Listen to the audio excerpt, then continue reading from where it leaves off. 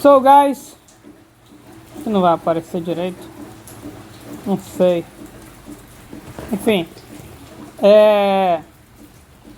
então, voltando ao debate a respeito de velocidade, o que a gente vai fazer? Então a gente vai supor que um objeto se move sobre uma reta, importante isso, sobre uma reta. Então eu vou, para efeito, colocar aqui, para efeito, vou colocar uma reta. O nosso objeto se move aqui, digamos, sobre essa reta. Sobre uma reta, com a equação S igual a F de t, então ele obedece respeitando essa equação a cada tempo t, o tempo t, e perceba que é uma função. A cada tempo t, ele vai estar em uma posição. O tempo passa, o tempo voa e a bandeirinha continua numa boa. E enquanto isso, o nosso objeto vai se movendo nessa reta. Então, em um determinado tempo, o objeto vai estar, sei lá, aqui, por exemplo. Aí o tempo passa, aí ele pode ir para cá, depois para cá, depois para cá, depois para cá, ele pode voltar para cá. Então o fato é que a cada tempo você tem um lugar na reta que é a posição, um lugar na reta que é a posição a cada tempo desse objeto. Ou seja, você pode, essa posição depende do tempo, então nós podemos chamar de uma função dependendo do tempo. Essa função comumente representamos pela letra S, acho que mesmo sem aparecer direita é bom. Comumente representamos pela letra S, tá aqui o Szinho. S de quê? S de espaço. Espaço começa com a letra S, não mais do inglês space. Então, você representa normalmente o S para indicar o espaço ou o deslocamento. Aqui, nesse caso, que eu coloquei em verde, o que o S vai representar? Então, o S representa o deslocamento do objeto a partir da origem no instante T. Deixa eu desativar logo as notificações. Já chegou uma da bateria. Ok. Então, depende de uma função. A função F, que é a função aqui do deslocamento, ela descreve o movimento. E é chamada de função posição do objeto.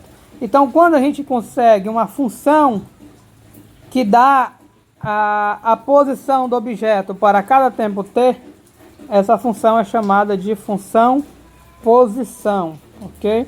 Uma função posição clássica se refere a objetos em queda livre, que tem uma expressãozinha que a gente consegue determinar a função posição bem bonitinho. Então, continuando, por enquanto o que a gente falou aqui, que vai importar para efeito de cálculos, é essa função. No intervalo de tempo entre t igual a t igual a mais h. Como assim? Peraí, calma. O que a gente vai fazer, guys? A gente vai fazer uma análise do movimento. Eu vou olhar, melhor dizendo, eu vou fixar um tempo. Um tempo t igual a a. Bem aqui, ó. Tempo t igual a a.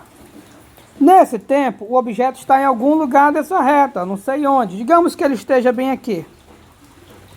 Bem aqui, eu vou colocar em azul. Digamos que ele esteja bem aqui. Então, bem aqui é a posição do objeto no tempo A. Posição representada pela letra S. Ou pela letra F. Vamos colocar F aqui. Vamos colocar F de A porque a função é o F. Então, imagine que aqui seja a posição no instante t igual a a, ou no tempo t igual a a, você escolhe.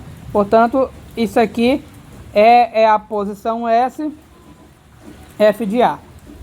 Agora observe o que acontece com esse objeto um tempo depois. Um tempo quanto?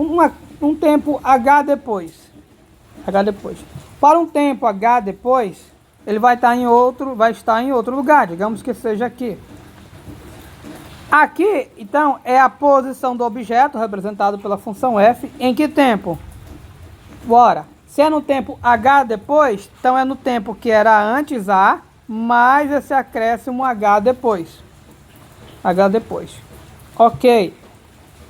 Então, vamos observar, vamos estudar o percurso de quando a partícula estava aqui no tempo A até esse tempo H depois. Olhando daqui até aqui, nós tivemos uma variação de espaço. Qual foi a variação de espaço? Variação de espaço normalmente você calcula como final menos inicial, e aqui vai ser ou até variação do deslocamento, que é esse pedaço de percurso aqui. Então aqui vai ser F de A mais H menos F de A. Isso aqui é a variação do espaço, então é o nosso delta S, que é o que ele coloca aqui em laranjado. No intervalo de tempo entre o tempo igual a A e o tempo de A mais H, isso aqui representa o tempo H depois, a variação da posição será isso aqui. Isso aqui é a variação da posição. E a variação do tempo nesse percurso é quanto? Com a variação do tempo a gente sabe que é o H, porque foi um tempo H depois. Dessa forma, a gente pode fazer o cálculo da velocidade média nesse percurso aqui. A velocidade média eu já sei que é variação do espaço dividido pela variação do tempo. A variação do espaço vai ser isso aqui, conforme está aqui, ó, variação é igualzinho isso aqui, variação do espaço, e a variação do tempo é h. Então isso, guys, nos dá o quê? A velocidade média. Por que velocidade média? Porque eu estou dividindo variação do espaço pela variação do tempo. A velocidade média desse percurso aqui. Só que o meu objetivo, o nosso objetivo é a velocidade o quê? Instantânea. Como a gente vai fazer para a velocidade instantânea? A gente usa mais ou menos a ideia do que um carro pode fazer.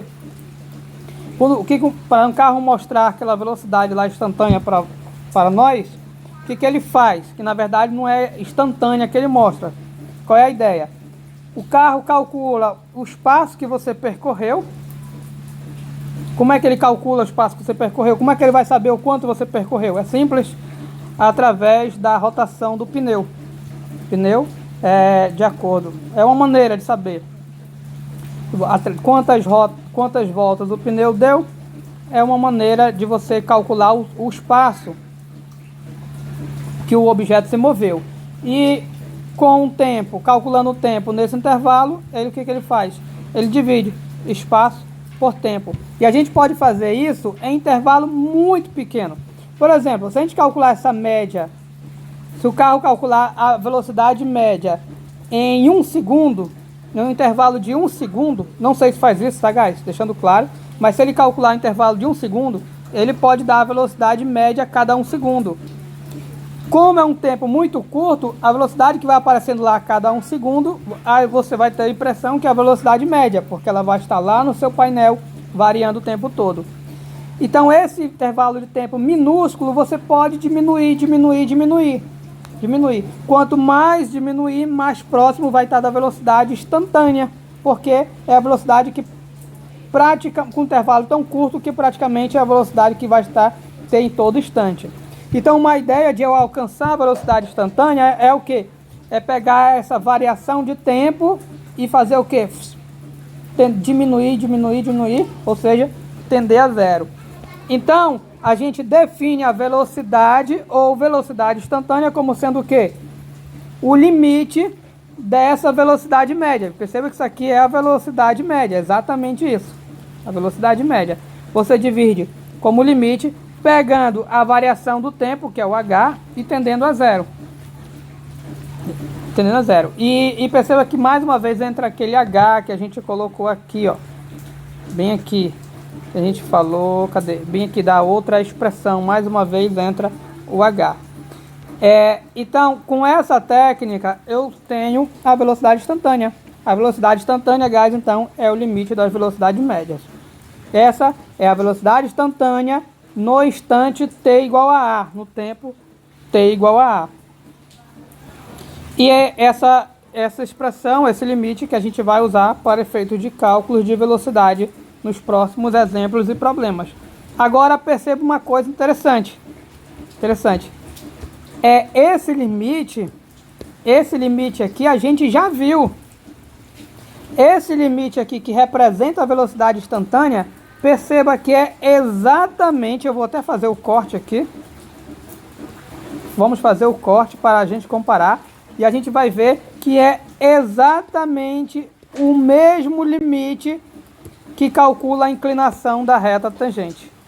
Perceba, compare esse limite com esse limite, você vai ver que é o mesmo. Ou seja, o limite que calcula a velocidade é o mesmo limite que calcula a inclinação da reta tangente. Com isso a gente conclui e temos a nossa primeira aplicação de inclinação da reta tangente, que a inclinação da reta tangente ela é exatamente a velocidade instantânea quando a função é a função de posição, ou seja, quando a função representa o deslocamento de uma partícula. Então, primeiro link. E esse limite, a gente já vai começar a ver a importância dele. Ele apareceu ali na reta tangente, ele apareceu aqui no... Qual é o nome disso? No velocidade. Então, pela sua importância, a gente vai começar a estudar esse limite. E eu digo mais, ele vai aparecer de novo. Porque, lembrando que isso aqui essa é velocidade média. Velocidade média é o quê? É a mesma taxa média. Está tudo conectado. Taxa média. A velocidade média, a véu média, né? É a mesma taxa média. Então, quando você pega o limite da véu média, você está pegando o limite de uma taxa média. No futuro, a gente vai ver que quando passa o limite na taxa média, a gente vai chamar de taxa instantânea, taxa de variação. Que é tudo que é o mesmo limite de quê? Da inclinação da reta tangente. Está tudo conectado. Esse limite, ele já começa a aparecer de grande importância. Apareceu na inclinação da reta tangente, apareceu aqui em velocidade e temos um spoiler que ele vai aparecer na taxa de variação no futuro. Devido à sua grande importância, está na hora de nós começarmos a estudar ele. A gente vai estudar. Ele é tão importante, mas tão importante, que nós vamos dar um nome especial para esse limite. Mas isso também é spoiler. São cenas dos próximos capítulos. Mas mantenha calma, que a gente ainda vai... como é que fala? Ainda vai ver um exemplo de como usar esse limite em velocidade. Ok, guys? Então é isso que eu tinha para falar para vocês. Guys, tudo isso aqui, se foi um pouco complexo, toda essa parte, não precisa se preocupar. É a filosofia que eu queria mostrar a vocês. O que vai interessar para nós é essa conclusão, que quando a gente for calcular velocidades instantâneas, velocidades, nós iremos calcular esse limite. Ok? E é isso. Próximo vídeo é exemplo e thanks.